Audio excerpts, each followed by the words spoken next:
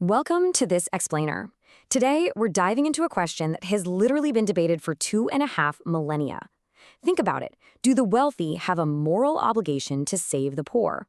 We're breaking down a really fascinating recent debate from the Polyego program that tackles this exact issue head-on. We'll be looking impartially at taxes, social security, personal responsibility, and the core ethics of how we live together in a society. Let's get right into the arguments from both sides of this intense clash. We've got a great roadmap today. First, we'll define the ultimate question. Second, we'll explore the affirmative argument. Third, the negative argument. Fourth, we'll dive into the main clashes. And finally, we'll wrap up with the verdict and some final thoughts. All right, Section 1, the ultimate question, defining the stakes. So, do the rich have an obligation to save the poor? This is the core question they debated on Polyego. And honestly, it's echoing stuff Socrates and Aristotle were wrestling with back in the day regarding the true nature of justice and personal responsibility. For thousands of years, philosophers have asked, if you accumulate massive wealth, do you owe a moral debt to someone who can't even afford their next meal? And today, this isn't just a theoretical shower thought. It literally shapes how our modern governments operate. Now, a quick clarification before we go further. When we say obligation in this modern context, we're talking about contributing to systemic wealth redistribution, like fair taxes and Social Security. We are not just talking about voluntarily handing out spare change on the street. The debate is asking if the wealthy have a legally binding duty to support systems that ensure a minimum standard of living and equal opportunities for everyone else. Moving right along to Section 2, the affirmative argument, wealth as a shared product. The affirmative side builds their entire case on this one really powerful idea. Massive individual wealth simply cannot exist in a vacuum. High incomes rely heavily on public infrastructure. Think about it.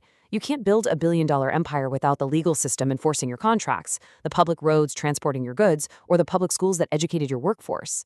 Because wealth is built on the shared social foundation, contributing back isn't some generous handout. It's a mutual obligation to the very system that made your wealth possible in the first place. And to prove that poverty isn't just a result of people not trying hard enough, the affirmative brings in some hard OECD data. They point to Japan's pre-tax relative poverty rate, which sits at a staggering 33.6%. To put that number into perspective, that means roughly a third of the population would live in poverty if we relied entirely on individual effort and free markets, without any government stepping in. But watch what happens here. After taxes and Social Security kick in, that poverty rate dramatically drops down to 15.4%. It's basically cut in half. The affirmative uses this hard data to impartially demonstrate that systemic redistribution actually works. It suppresses poverty, proving that it's a structural issue we can effectively mitigate through organized social systems. So the affirmative concludes that this kind of redistribution is a necessary social investment, not just charity. If you leave extreme poverty unchecked, you're stunting human capital, things like health, education, and child development, which eventually drags down the entire economy. Taxing the wealthy to help the poor actually sustains the society that everyone, rich and poor alike, relies on. All right, let's flip the script. Section 3, the negative argument, property rights and systemic limits. The negative side comes in with a really sharp philosophical distinction. They argue that, sure, helping the poor is an absolutely desirable moral act, but forcing it as a targeted legal obligation on the rich, that is a dangerous leap. They totally agree society shouldn't abandon vulnerable people. However, they argue that taking a good deed and turning it into a state-enforced mandate that specifically targets individuals based on their wealth is a fundamental violation of property rights. To back this up, they point to Japan's projected national burden rate of 45.7% for the year 2026. That is almost half of people's income going to the state. The negative warns that if we keep endlessly increasing these obligations, it's going to kill the incentive to work hard, invest, and keep capital in the country.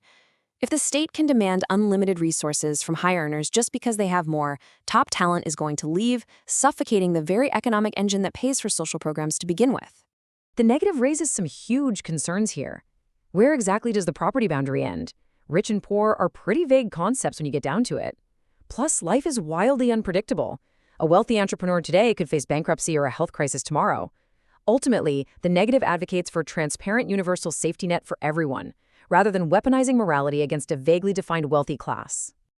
Okay, things get really heated in Section 4, the main clashes, cross-examination. The affirmative came out swinging with a very direct question. Why is it unfair for those who benefit most from social systems to bear a larger burden to maintain them? Their point was razor sharp. If you're using the police, the courts, and public infrastructure to protect your massive corporate empire, shouldn't you naturally pay a higher premium to keep those services running? But the negative clapped right back with a piercing question of their own. Where is the specific limit? Is it 30%, 50%, 70%? Or do we keep going until poverty is completely resolved? This is a massive challenge. If the justification is that society helped build your wealth, does society own 10% of it, 50%, all of it? Without a clear, defined boundary, the negative argued this concept of obligation is dangerously ambiguous and essentially turns into state confiscation. And this brings us right to the core tension of the whole debate. The negative really pushed the issue. Do the poor have a literal, rightful claim to the property of the rich, or is helping them strictly a moral wish? Think about it. Does someone in poverty have an actual, enforceable claim over a wealthy person's bank account? If the answer is no, then they argue you can't honestly call it a true obligation. The affirmative parried this by cooling things down a bit. They clarified that, no, the obligation isn't limitless. It's bounded by economic reality, taxpayer capacity, and just the shared duty of living interdependently in a community. They aren't saying the state should seize all wealth until poverty hits zero. They're just arguing for a proportional responsibility based on your capacity to pay, because extreme individualism just doesn't work in a modern, interconnected world. That brings us to Section 5, Verdict and Final Thoughts. Let's see how the judge called it. The judge ended up awarding a very narrow victory to the affirmative. They really praised the affirmative's logical consistency in linking the freedom to accumulate wealth with the responsibility to maintain the society that allows that wealth to exist. The argument that wealth is built on a shared social foundation was seen as structurally sound and highly relevant. But it's definitely worth noting the judge's feedback here. Even though the affirmative got the win, largely because that OECD data firmly anchored their case, the negative successfully exposed a major philosophical vulnerability. The affirmative really struggled to define that exact boundary where fair taxation crosses the line into unfair confiscation. That dilemma remained totally unresolved. So the true takeaway of this explainer is recognizing that this 2,500-year-old debate is still wide open.